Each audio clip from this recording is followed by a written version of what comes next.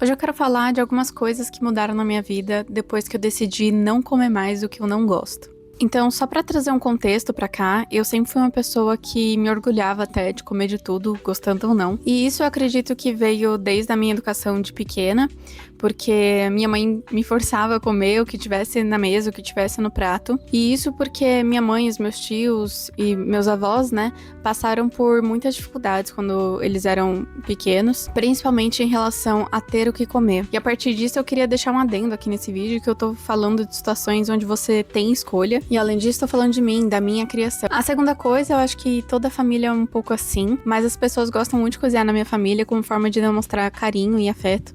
Então, quando você tá recusando um prato de comida, você não tá recusando só a comida, você tá recusando o carinho daquela pessoa também, ou aquela pessoa no geral. Eu tomei oficialmente essa decisão na Páscoa do ano passado, porque eu fui almoçar na minha sogra, ela fez bacalhau, e pra quem não comia bacalhau, ela fez cação. Eu até me senti confortável de falar que eu não gosto de bacalhau, mas aí quando ela perguntou se eu gostava de cação, eu respondi automaticamente, eu amo cação, e foi uma situação ridícula, porque eu comi isso aqui.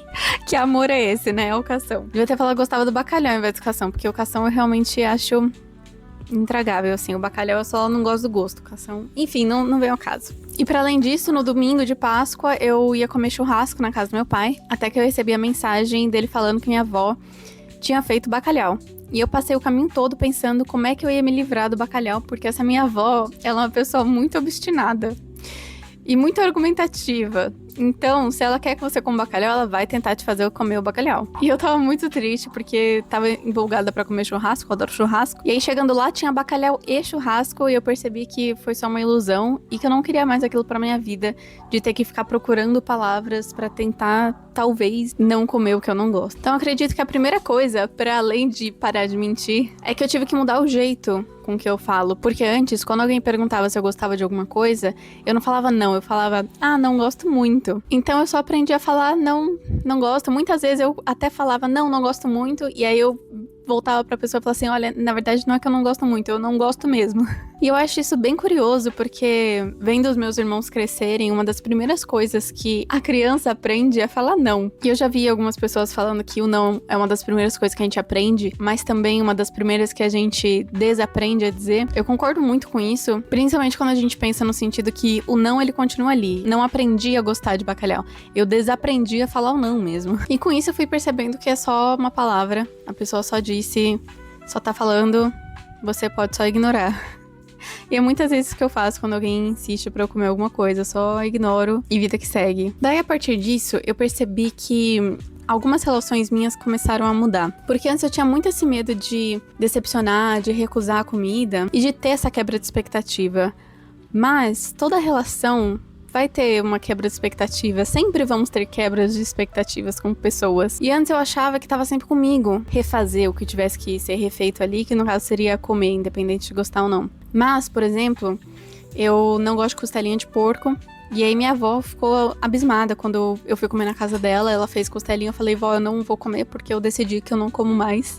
E eu explicava para as pessoas, eu decidi que eu não vou comer mais o que eu não gosto de comer. Ela ficou abismada, mas eu percebi que ela não ficou chateada comigo, e eu entendo que nem todo mundo vai reagir assim, mas ela ficou surpresa, porque são muitos anos comendo, e ela não sabia. E eu tava na expectativa de ter que continuar com isso, de ir lá e não comer, só que na verdade, ela parou de fazer costelinha quando eu vou lá, e começou a fazer, por exemplo, fricassê, ou panqueca. Panqueca e macarrão ela já fazia, mas o fricassê acho que foi oficialmente o que entrou no lugar. Então daí eu aprendi que muitas vezes nas nossas relações, a gente acha que tá sempre com a gente, sendo que a relação é feita de duas pessoas, então a gente pode deixar ela lidar um pouquinho com desconforto também e procurar outras soluções ou mudar o que for preciso. A terceira coisa, eu acredito que eu passei a cozinhar mais, porque, por exemplo, eu não gosto de comer o arroz só o arroz, eu gosto de comer o arroz ou com feijão, principalmente, gosto muito de arroz e feijão, mas eu não gosto de comer só o arroz, por causa da textura dos grãos, assim, acho desconfortável. Também não importa. Então, eu tive que passar a pensar em maneiras de sempre ter o feijão, ou então de ter alguma outra opção, como creme de milho, porque se tivesse só arroz, eu ia comer só arroz e muitas vezes ia engolir a ânsia junto, porque eu realmente não gosto, e foi bem surpreendente, porque eu passei a pedir menos comida, e também acho que até perdi peso nesse processo,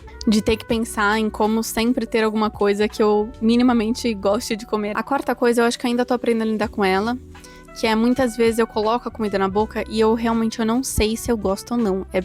É bem frustrante, pra falar a verdade. Eu me sinto quase uma criança, onde eu tenho que reexperimentar tudo que eu como, porque muitas coisas eu não sei se eu gosto, porque eu só comia. Foram muitos anos só comendo a comida e não pensando se eu gostava ou não. É óbvio que eu sei coisas que eu gosto, é óbvio que eu sei coisas que eu não gosto. Mas tem muitas que eu simplesmente não sei, porque eu nem prestava atenção. Mas uma coisa que eu percebi que minha mãe fazia comigo quando eu era pequena é que ela sempre falou o que eu gostava ou não por mim. Então eu aprendi a sempre delegar os meus gostos pra alguém, o que é muito problemático, e isso é uma coisa que eu ainda estou aprendendo a lidar. Então, por fim, eu acho que parar de comer o que eu não gosto foi um grande teste para eu aprender a me posicionar. E acho que foi uma das coisas até que me ajudou a publicar o meu livro, porque no meu livro eu falo muito sobre se posicionar a partir da palavra, sobre existir a partir da palavra, sobre o seu posicionamento. Então, acho que muitas vezes eu não me posicionava, e até por isso que eu escrevi. Então, acho que acabou me ajudando em muitas coisas e comecei a falar muito mais abertamente dos meus desconfortos, que antes eu só engolia sapo ou bacalhau. Eu acho que a comida foi um bom test drive para ver como que as pessoas iriam reagir, como eu iria reagir, e ir testando ali maneiras que eu poderia me posicionar, e não só em relação a gosto ou não gosto, mas em relação ao não sei também, de não sei se eu gosto disso que eu tô comendo, não consigo entender, porque o não sei faz parte também, e isso é muito desconfortável. Até porque a gente espera que a gente saiba tudo que a gente gosta de comer. Na minha cabeça, as pessoas colocam comida na boca e elas imediatamente sabem se elas gostam ou não gostam daquilo. Então é isso, pra quem assistiu até aqui, comenta um emoji da sua comida preferida. Beijinhos e até o próximo vídeo.